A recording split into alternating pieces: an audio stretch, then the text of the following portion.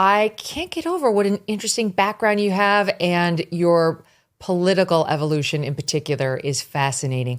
Like a lot of people who are going to pull the lever for Donald Trump in November, you've spent most all of your life as a Democrat, supporting Democrats, even with donations and fundraisers.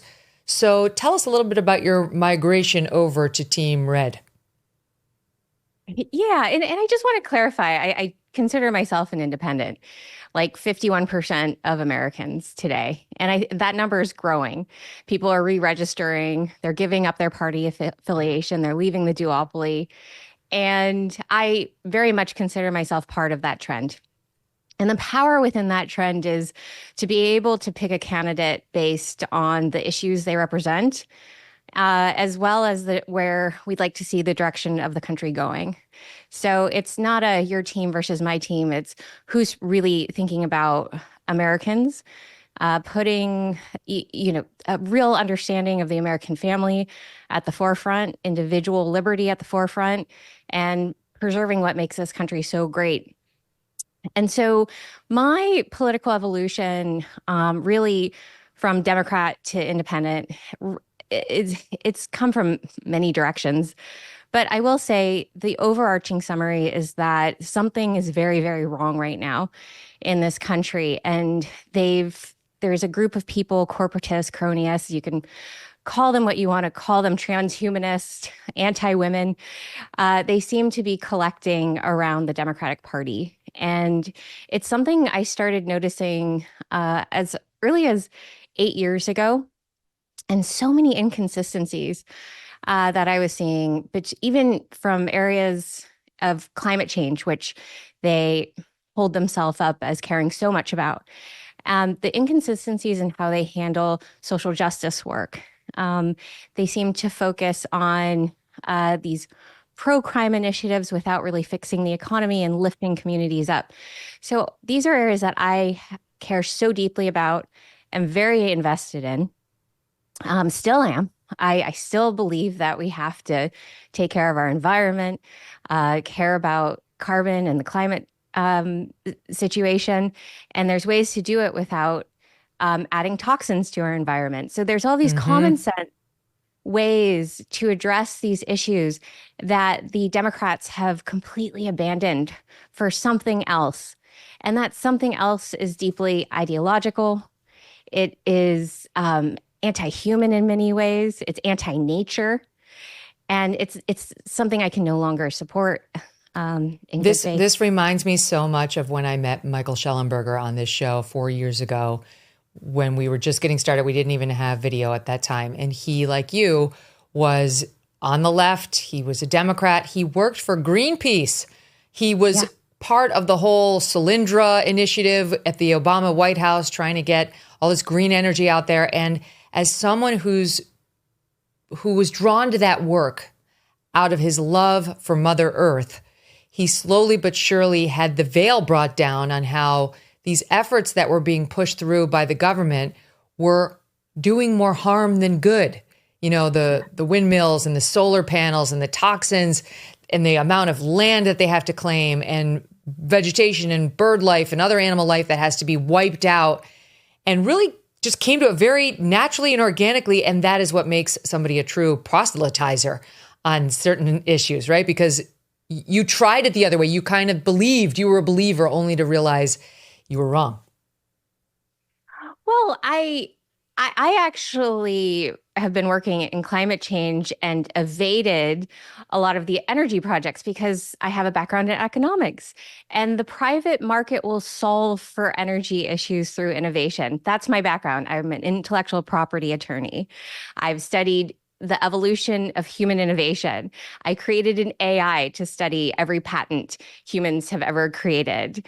And I understand the cost basis economics of certain innovational projects.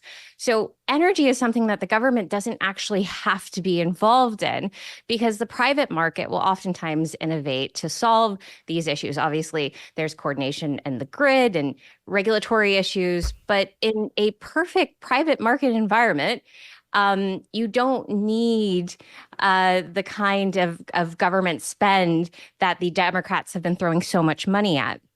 And so where I spent my time in climate work is looking at farming and soil, because it's the only category in climate change mitigation that is a true win-win.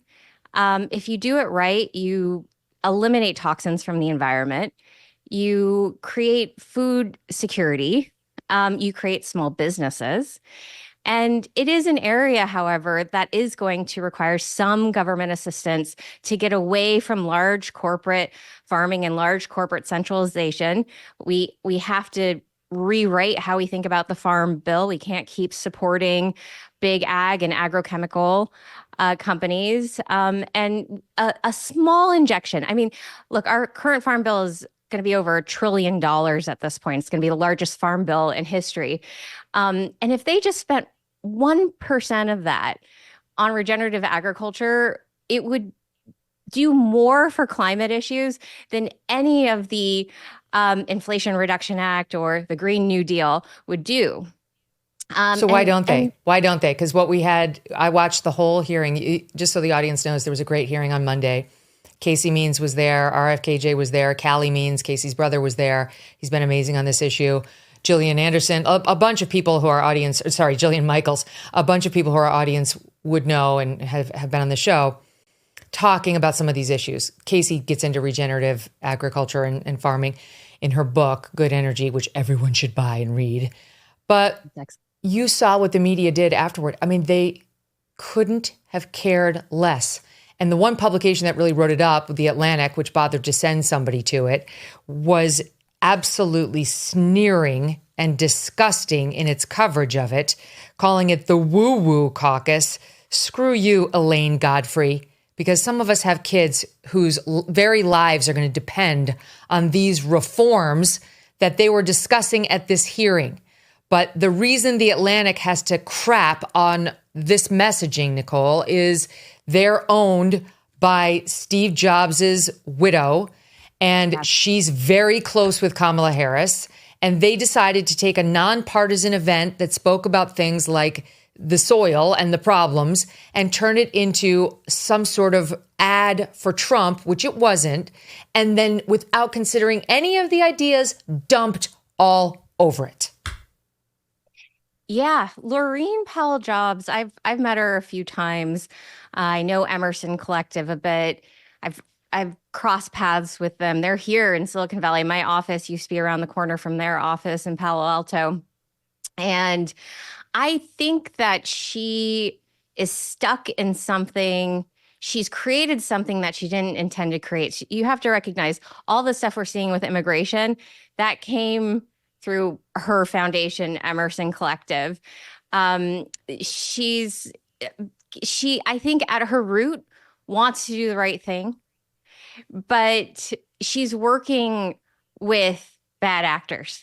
And I think she's aware of some of it, but I don't think she understands the full scope of it. And I say that because I ran into similar issues as well when I started working in the criminal justice reform space. I came in as a good actor. I wanted to reform the infrastructure of the justice system. I wanted to make sure there was balance in it. I wanted to make sure taxpayers weren't overspending on incarceration. And something happened. Bad actors came in and other forces came in. I will say we do have foreign influences that are directing some of these funds in very bad ways. And, next thing I know, we have all these anarchists claiming to be criminal justice reformers. And they've somehow taken over our politicians who are supposed to be overseeing these funds. Well, what do you mean? I mean, because the biggest funder is George Soros, who's not an anarchist, but he's a deeply problematic man who's determined to fundamentally change this country for the worst. I would say that some of the stuff he's done is very much in the mindset of anarchy, anti-government. I thought you were saying foreign actors. Foreign actors, yes. So if you look at some of the things that are coming in through TikTok. TikTok's a really great example of how young people are being influenced today. Some of the content creators are being paid by Chinese companies. And you're like, why are some of these influencers getting $200,000 a year to talk about American social issues? And you look, I think that we need to do a deep dive into exactly how these funds work, what they're doing to our country. But in the area of criminal justice reform, there's evidence that BLM, for instance, received money from groups affiliated with Chinese entities. And if you look at what BLM did to the criminal justice reform effort, which was going very well, we got the crime rate down, we got incarceration rates down, communities were doing better. This was around 2016. And then by 2020, it turned into just this hellscape. And the good faith actors who are trying to fix the criminal justice system, who are making progress, no longer could make progress anymore. Imagine waking up one day to find out your home no longer belongs to you, that someone somewhere has stolen your property right out from under you. It sounds unthinkable, but it is a sad reality for some American homeowners and a risk for anyone that owns property. House stealing, that's what the FBI calls it. It's a form of real estate fraud where scammers leverage loopholes in the system to fraudulently transfer your home's title into their name. Then they take out loans against your property or even sell it behind your back. By the time you find out, the scammer's long gone, leaving you, the legitimate homeowner, to clean up the mess.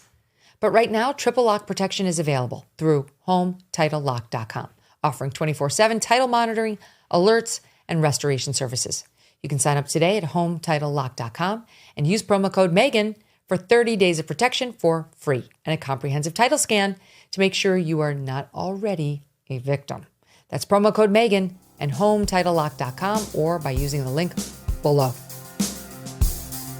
Thanks so much for watching. If you like what you just saw, hit the subscribe button for more clips and full episodes.